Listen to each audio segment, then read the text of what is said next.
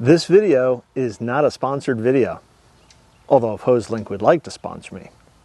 Hello, welcome back to the channel. Today, I'm doing something a little different. And we're going to talk about labeling plants, but specifically the new type of label that I've purchased that I'm kind of excited about. And that sounds weird, but labeling plants I think is kind of important, especially if you can't remember what every single plant is, every place you plant it, whether it is just, again, remembering where you plant something and what it is that you planted in that bed.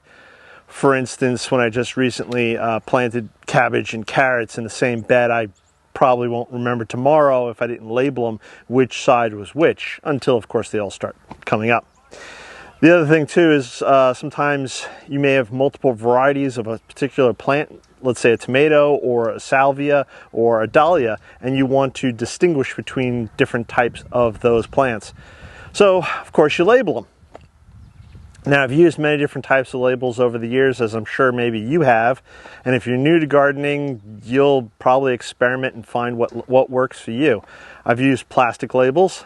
I've used nice copper tags on little metal frames that I can put a P-Touch label on. I've tried writing on with Sharpies. I've tried, with my dahlias this year, I'm trying a different type of tag that I can sort of tie to the stake at sort of a higher eye level as opposed to stick it in the ground and having it get covered by foliage. And then recently I was on Instagram, and if you don't know, I have an Instagram page, channel, whatever you want to call that. And if you want, you can give me a follow over there. It's Growing a Green Finger. And I was scrolling through, and what did I see was a post by Erin from Impatient Gardener. If you're not familiar with her, go check her out. I believe it's at Impatient Gardener.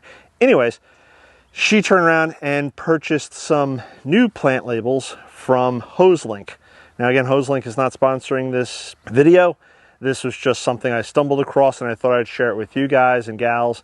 But she recently purchased some of these slate plant labels. They turn around and they sell these now apparently. Now HoseLink is known for their retractable hoses that they have. They've got this crazy system that it's not for me. I know, I believe Erin has a few. There's Laura from Garden Answer. She's got a few. She's got actually a lot. Just not my thing, so I've never really, gone into it. Plus, the lengths that they have wouldn't necessarily work for me here in this garden. But I digress. I didn't know that they had these plant labels that they sell. I also didn't know they had a bunch of other products that they have that they sell on their website too. So if you want, go check them out. I believe it's HoseLink.com or HoseLink USA. I'll leave it right here. But anyways, I found these slate labels, and I'd seen slate before, and typically I've seen people write on them with chalk, and chalk will basically just, especially with the rain I get here and the heat, etc., it'll just wash right off, I'm pretty sure, in a short period of time. I could be wrong. If you're in growing zone 8A, you have high humidity and a lot of rain at times, leave a comment below. Let me know how you fared. But I decided to get a pack of these. Now, full disclosure, these are not inexpensive. For these 5, I believe it was $17, but you get 5. And if we look real quick, they're fairly thick.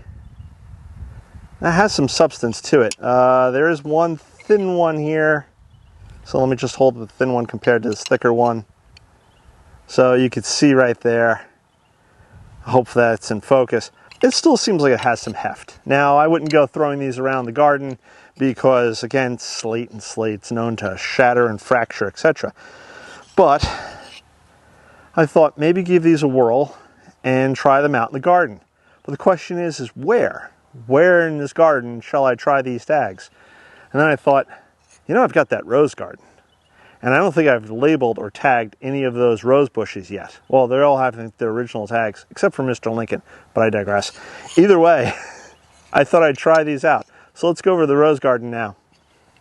Now, the rose garden is still a bit of a weedy mess, and I do apologize for that. I got to get it. Maybe I'll actually get in here tonight when it's cooler out, but right now the sun's out in full force, and yeah. So my first shrub that I have here is Mr. Lincoln, And I'm just simply going to stick it in the ground. See how easy it is. I'll do a close-up in a second. Actually, not bad. So it's stuck in the ground, pretty easy. I can read it now. You label these slate markers, these slates, with a paint marker, essentially, a silver paint marker. And I guess if you make a mistake, you can probably use like a paint thinner to remove it. I don't know how well that would work. If you've ever used anything like this, again, please leave those comments below.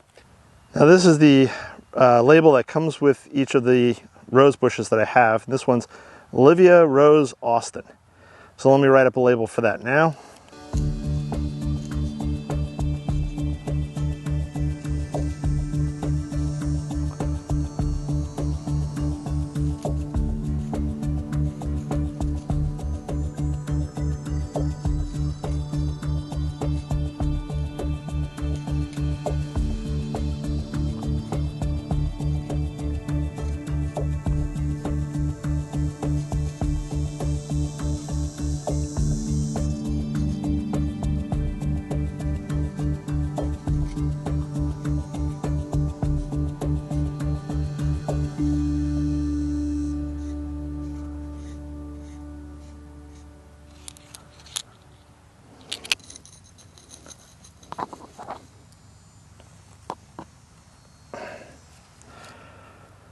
All right, that one's done. Let me go do the rest.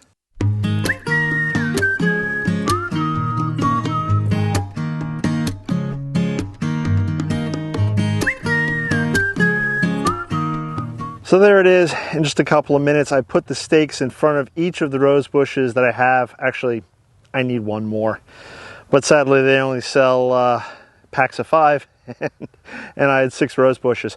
But that's okay, because I'm going to let these sit in the ground and I'm going to see what happens to them over the next few months.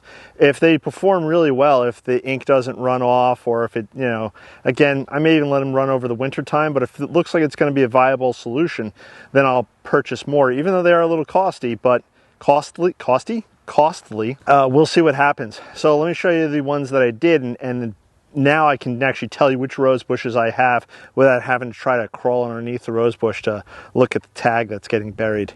So the one I brought with me from New York, Mr. Lincoln. This one is Olivia Rose Austin. Next we have Desdemona.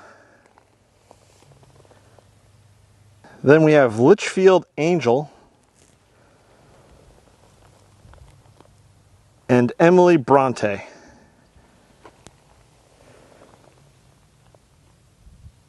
This one here does still need a tag, and there's a tag there still attached to the thing. Oh, I think that says Thomas A. Beckett.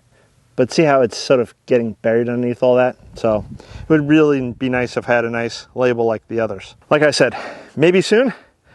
We'll see again how these hold up. And I get some pretty extreme weather here. Again, the heat, number one. I don't know how these slate pieces will hold up with the heat. Hopefully very well.